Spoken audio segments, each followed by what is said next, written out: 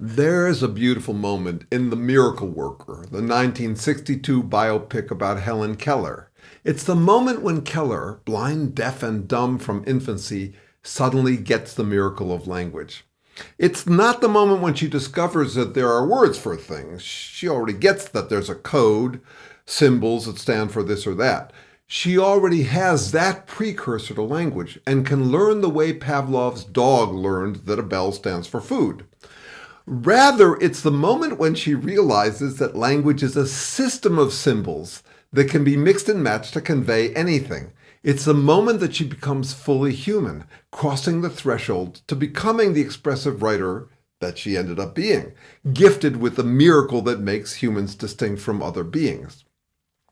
To make that transition, she had to wean herself off the indexical or coded treatment of words. Indexical meaning pointers, one-to-one correspondences, as with proper nouns and brand names. Chicago points to one place. Your name points to one person. McDonald's points to one company. Most words aren't like that. At, freedom, or shadow don't point to one thing. They're more abstract and metaphoric, or as linguists say, promiscuous, meaning they sleep around with many possible meanings. The shadow of her smile, in his father's shadow, shadow of a doubt. In Keller, we witness the aha moment that occurs in all children's language development, the moment when toddlers finally recognize what a language is. It's a moment when they transition from pointing their index fingers at named things and start combining words into simple sentences.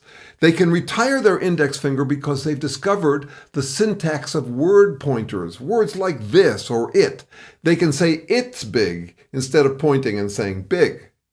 We also see the aha moment in research efforts to teach animals minimal syntax.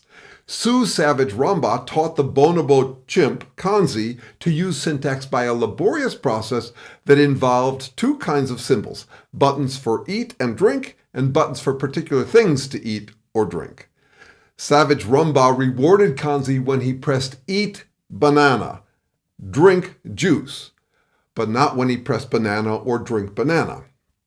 Kanzi mastered that test, but could not extend it to new foods or drinks. If a milk button was added, he had to learn drink milk from scratch, which shows he didn't understand what eat or drink meant, but learned individual sequences the way Pavlov's dog learned that bells were associated with food. With enough training, Kanzi finally had his aha. He weaned himself off code and switched to syntax. From then on, he learned quickly when other food or drink buttons were added. I suspect that there's a similar weaning when we transition from moral codes to moral language. Moral codes draw one-to-one correspondences between a term for a behavior and its moral value. Quitter codes is bad, loyal codes is good. Moral codes are simplistic and accurate approaches to morality. Quitting psychopaths is good. Being loyal to psychopaths is bad. Behaviors are means to ends and not ends in themselves. To say that one can never have too much loyalty is like saying that to make soup, no amount of salt is too much. Moral codes stunt our growth on figuring out what's good or bad for particular situations, and they make it easy to rationalize and manipulate because we can always find moral words that code for the same behaviors but with opposite connotations. I'm steadfast, you're stubborn. I'm loyal, you're stuck up. I'm open-minded, you're wishy-washy. I'm kind, you're a pushover. Humans have evolved a behavioral repertoire. Each of our behaviors has its functions. We might dream of lobotomizing or amputating a behavior out of our repertoire, lop off lying or hating, and we'd all live in harmony. I don't think we can or should do that. Show me a behavior and I'll show you a situation in which it's appropriate. Sometimes lying is right. Sometimes harmony is cultish. With moral language, we come to recognize the promiscuity of moral words, thereby waking up to richer moral deliberation and debate about the real moral questions, not which behaviors are always good or always bad, but in what context to employ which behaviors. We transition out of the naivete that causes so much friction in our personal and political lives. People tend to grandstand with their chosen moral codes. For example, in politics, the naive notion that one party is for conserving everything and the other party is for changing everything, that one party wants loose liberty and the other one wants tight regulation. That's all grandstanding nonsense. Conserving and changing things, loosening and tightening things are in everyone's repertoire. The question isn't whether to be in favor of one coded virtue or another, but in which situations to be in favor of which of these opposites. Moral codes make us talk as though in navigating the winding roads of life, some of us are always in favor of turning left and others of us are always in favor of turning right. Moral language gets us thinking about when to turn left and right on the winding roads.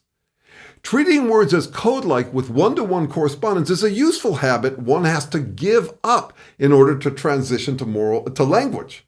The transition enables us to be more expressive, but it also opens a can of promiscuous worms. Interpreting language is harder than interpreting codes. Part of us wishes language was as simple as a code. Alas, people often make life harder than it has to be by pretending that it's easier than it can be.